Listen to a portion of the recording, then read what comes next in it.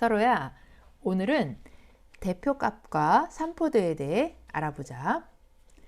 어떤 자료에 많은 자료값들이 있을 때 한 자료값의 크기가 보통 얼마인지 수로 표현한 게 대표값이고, 자료값들이 얼마나 밀집 또는 분산되어 있는지 그 분포를 수로 표현한 게 산포도야. 먼저 대표값에 대해 살펴보자.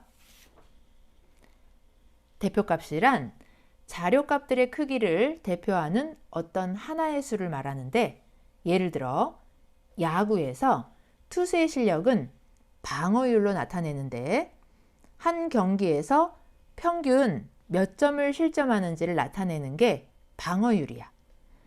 어떤 선수의 방어율이 3.0이라는 말은 어떤 경기에서는 3점 이상, 4점, 5점, 6점을 실점하기도 하고, 또 어떤 경기에서는 실점을 안 하거나 1점, 2점을 실점하기도 하지만 평균적으로 한 경기에서 3점을 실점한다는 뜻이야.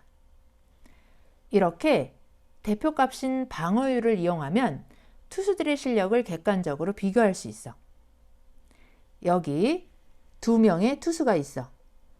두 선수가 최근 출전한 경기만 보면 투수 A, B 모두 똑같이 2점을 실점했지만, 최근 출전한 6경기를 분석해보면 방어율이 투수 A보다 투수 B가 더 낮으니까 투수 B가 더 잘 던지는 투수라는 사실을 알 수 있네.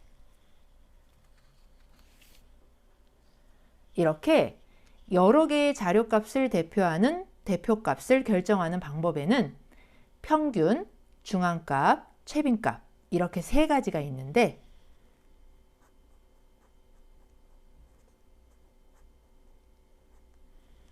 첫째, 평균은 자료 수분의 자료값의 합으로 계산해.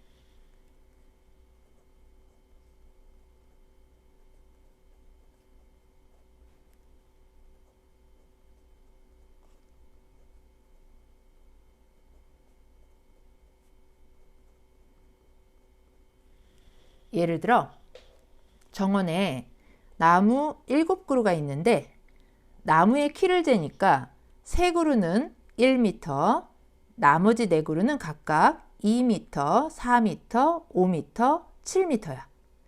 이때 나무 키의 평균은 나무의 수 7분의 나무 키의 합이니까 평균 3m야.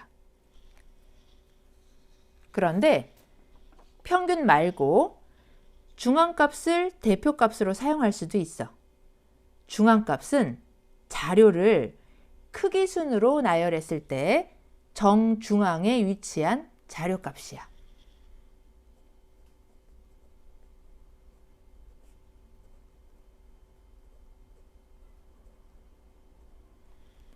나무의 키에서 정중앙값은 나무 7그루를 키 순서대로 나열하면 네 번째가 정중앙이니까 정중앙값은 2m야. 그런데 평균이나 중앙값 말고 최빈값을 대표값으로 사용할 수도 있어. 최빈값은 가장 빈도수가 높은, 다시 말해 가장 자주 등장하는 자료값이야.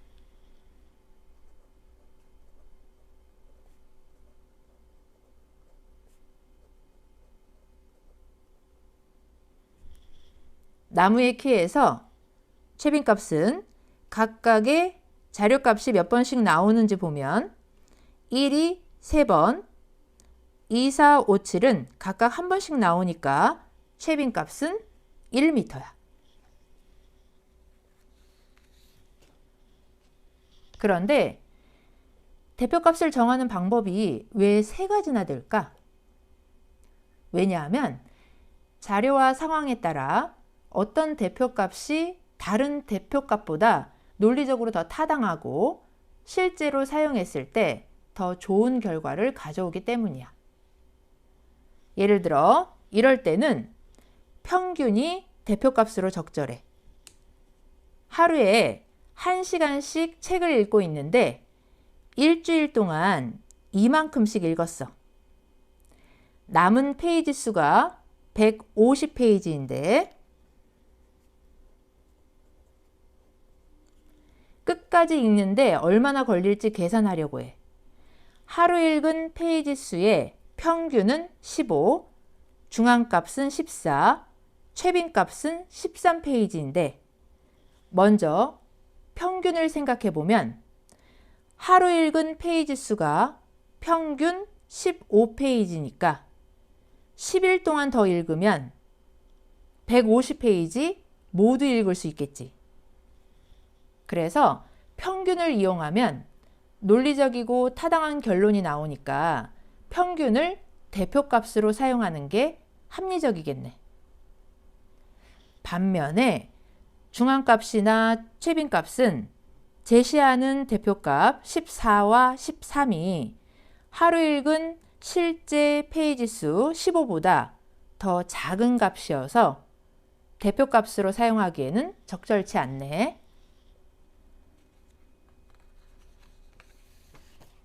그런데 상황이 달라지면 평균을 사용하는 게 적절하지 않은 경우도 있어.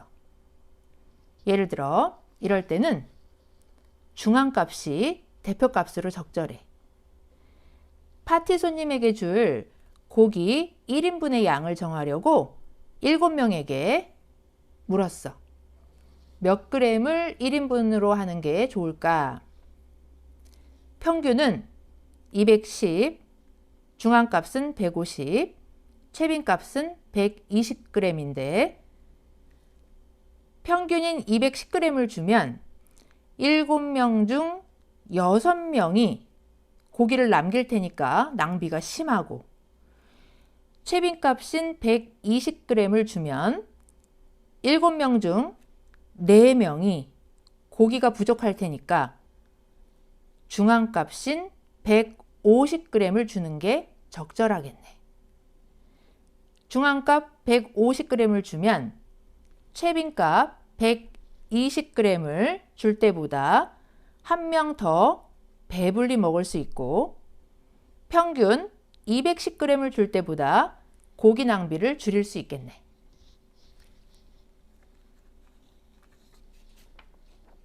그런데 상황이 달라지면 평균이나 중앙값을 사용하는 게 적절하지 않은 경우도 있어.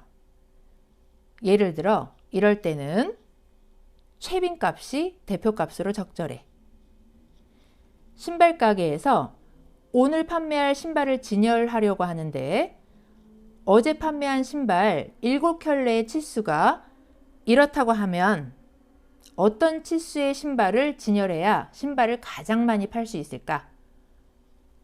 평균은 260, 중앙값은 250, 최빈값은 240mm인데 만약에 어제 평균 260만 진열했다면 맞는 신발이 하나도 없어서 한 켤레도 팔지 못했을 테고 중앙값인 치수 250만 진열했다면 겨우 한 켤레를 팔 수 있었을 테고 최빈값인 치수 240만 진열했다면 3켤레를 팔 수 있었을 테니까 이 경우에는 최빈값 240을 대표값으로 해야 신발을 가장 많이 팔 수 있겠네.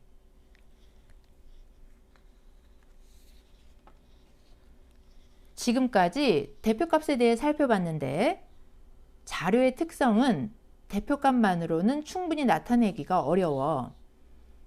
대표값이 같더라도 서로 다른 결과가 나오는 경우가 있기 때문이야.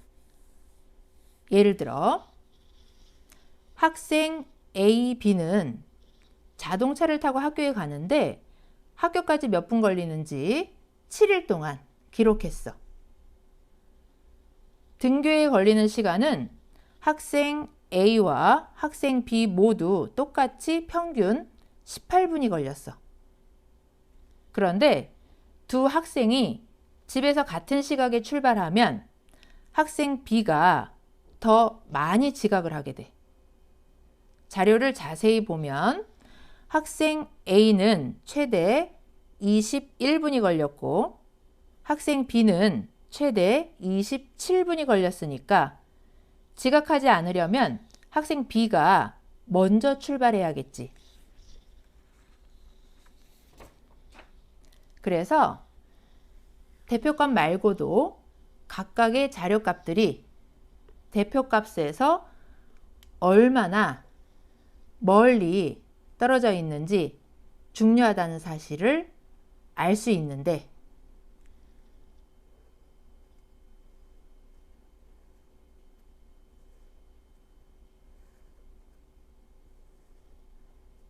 그래서 자료들이 평균에서 얼마나 멀리 떨어져 있는지를 하나의 수로 나타낼 수 있는데 자료값들의 분산, 분포 정도를 나타내니까 산포도라고 해. 산포도에는 분산과 표준 편차가 있는데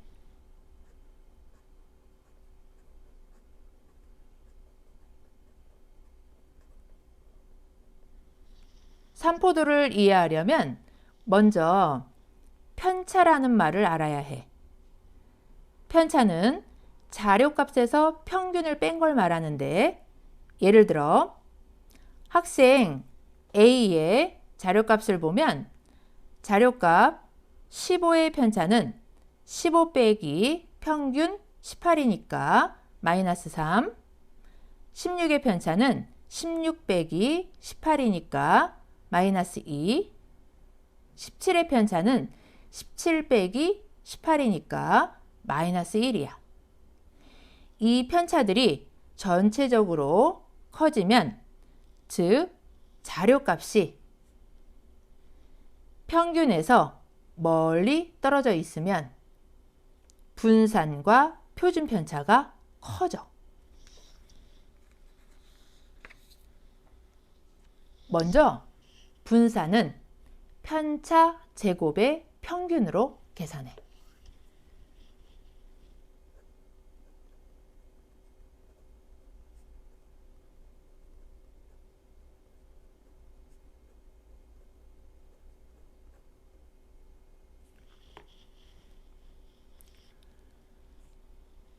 제곱하지 않고 편차 자체로 평균을 계산하면 음수들과 양수들이 서로 상쇄되어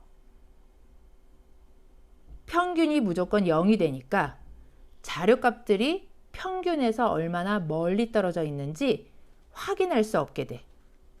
그래서 먼저 편차를 제곱해서 음수를 모두 양수로 바꾼 다음 평균을 계산해. 그래서 학생 A의 분산은 편차 제곱을 모두 더한 값을 편차의 개수 7로 나누어 평균을 계산하면 4가 돼.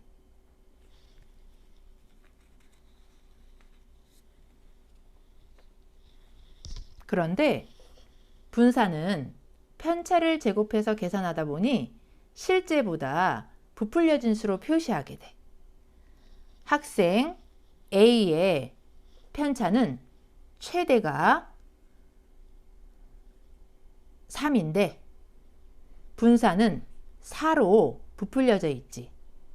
그래서 분산에 루트를 씌워 다시 실제와 유사한 값으로 만든 게 표준 편차야.